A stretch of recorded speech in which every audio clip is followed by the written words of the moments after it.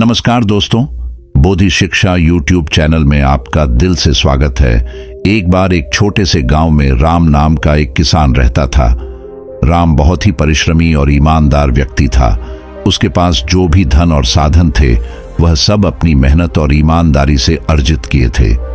गांव के लोग राम को बहुत सम्मान देते थे क्योंकि वह हमेशा दूसरों की मदद के लिए तत्पर रहता था। एक दिन गांव में एक संत आए। संत बहुत ही ज्ञानी और परोपकारी व्यक्ति थे। उन्होंने गांव में प्रवचन दिया और लोगों को दान देने के महत्व के बारे में बताया। सभी गांव वाले प्रभावित हुए और उन्होंने तय किया कि वे भी दान करेंगे। राम ने भी सोचा कि वह भी कुछ दान करेगा।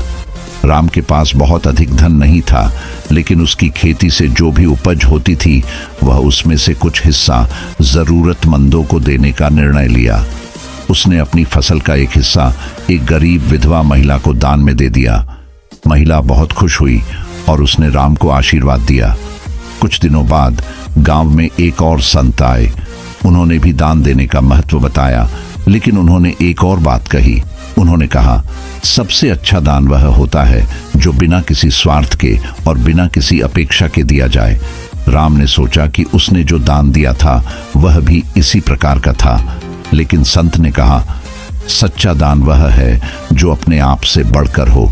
अगर आपके पास एक रोटी है और आप उसमें से आधी रोटी किसी भूखे को देते हैं तो वह सबसे अच्छा दान है। राम ने यह सुना और उसने तय किया कि वह और भी अधिक दान करेगा। उसने अपनी फसल का एक बड़ा हिस्सा गांव के अनाथ बच्चों के लिए दान में दे दिया। उसने यह दान बिना किसी अपेक्षा के और बिना किसी स्वार्थ के किया। गांव वाले राम के इस कदम से बहुत प्रभावित हुए और उन्होंने भी उससे प्रेरणा ली। राम का यह दान सच्चे दान का एक उदाहरण बन गया। उसने अपने आप से बढ़कर दूसरों की भलाई के लिए सोचा और अपने धन और साधन को सही जगह पर लगाया। इस प्रकार राम ने सबको सिखाया कि सबसे अच्छा दान वही है जो बिना किसी स्वार्थ के और बिना किसी अपेक्षा के किया जाए। राम की दानशीलता की चर्चा पूरे गांव में फैल गई। सभी लोग उसकी प्रशंसा करने लगे और राम का नाम गांव के हर कोने में गूंजने लगा। लेकिन राम के लिए यह सब महत्वपूर्ण नहीं था। वह सिर्फ यह जानता था कि उसने सही किया है और उसे इसी में संतुष्टि मिलती थी। एक दिन राम खेत में काम कर रहा था जब उसे एक वृद्ध व्यक्ति दिखा जो बहुत ही थका हुआ और भूखा लग रहा था। राम ने तुरंत अपने काम को रोका और उस वृद्ध व्यक्ति को अपने घर ले आया। उसने उसे भोजन कराया और आराम करने के लिए जगह दी। वृद्ध व्यक्ति ने राम को धन्यवाद दिया और कहा, बेटा, तुमने मेरी बहुत मदद की है। मैं तुम्हारे इस उपकार को कभी नहीं भूलूंगा। राम ने मुस्कुराते हुए कहा, मुझे धन्यवाद की आवश्यकता नहीं है। मुझे बस इतना पता है कि किसी की मदद करना सबसे बड़ा सुख है। कुछ दिनों बाद वही वृद्ध व्यक्ति फिर से गांव में आया। इस बार उसके साथ कुछ अन्य लोग भी थे। उन्होंने गांव वालों को बताया कि वह एक बड़े व्यापारी हैं और राम ने उनकी मदद करके उन्हें जीवन दान दिया है। वे राम का आभार व्यक्त करने के लिए आए थे। व्यापारी ने राम से कहा, तुम्हारी उदारता और नेकदिली ने मुझे बहुत प्रभावित किया है। मैं चाहता हूं कि तुम मेरे व्यापार में साझेदार बनो। इससे तुम और तुम्हारा गांव दोनों समृद्ध हो सकते हैं। राम ने विनम्रता से यह प्रस्ताव ठुकरा दिया और कहा, मैं एक साधारण किसान हूं और मुझे अपने काम से ही संतुष्टि मिलती है। मैं आपके प्रस्ताव के लिए आभारी हूं, लेकिन मैं यही रहना चाहता हूं। व्यापारी ने राम की यह बात सुनकर उसकी और भी प्रशंसा की।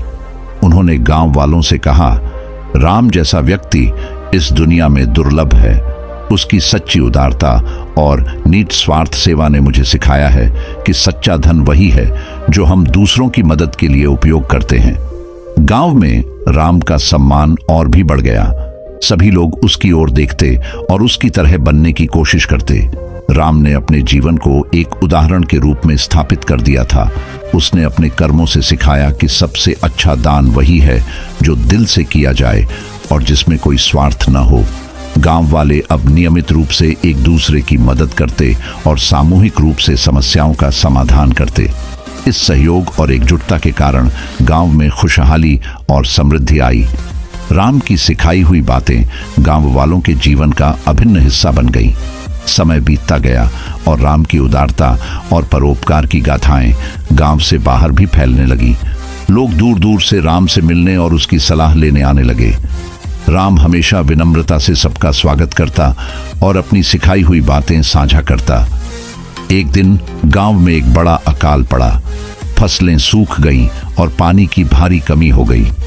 गांव के लोग चिंतित हो गए और उन्हें समझ नहीं आ रहा था कि क्या करें।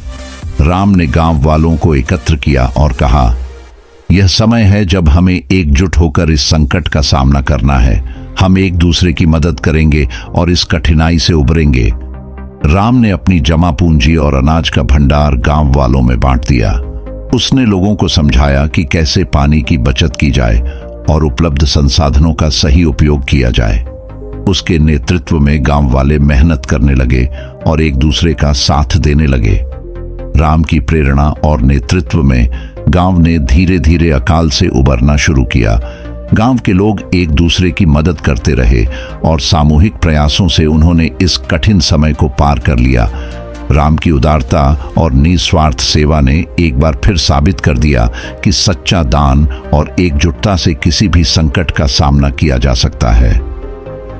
राम की कहानी अब केवल गांव तक ही सीमित नहीं रही, बल्कि वह एक मिसाल बन गई। लोग उसकी बातें सुनते और उनसे प्रेरणा लेते।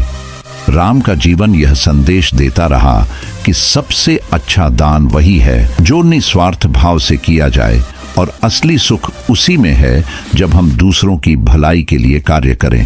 अंततः राम ने अपने जीवन को सच्चे अर्थों में सार्थक बना दिया। उसने अपने गांव और समाज को सिखाया कि सबसे बड़ा धन वह नहीं है जो हम अपने लिए कमाते हैं, बल्कि वह है जो हम दूसरों की भलाई के लिए इस्तेमाल करते हैं। राम की विरासत उसके गांव और आने वाली पीढ़ियों के लिए प्रेरणा का स्रोत बनी रही और उसकी कहानी हमेशा के लिए अमर हो गई। राम के इस संदेश ने लोगों के दिलों में घर कर लिया। दोस्तों, इससे हमें सीख मिलती है, सबसे अच्छा दान वह होता है जो बिना किसी स्वार्थ या अपेक्षा के किया जाए। राम ने कभी भी अपने दानों से कोई व्यक्तिगत लाभ नहीं सोचा और यही उनकी महानता थी। कठिन समय में एकजुट होकर काम करने से हम किसी भी संकट का सामना कर सकते हैं। राम के नेतृत्व में गांव वालों ने मिलकर अकाल जैसी बड़ी समस्या का समाधान किया। असली सुख और संतोष दूसरों की मदद करने में है।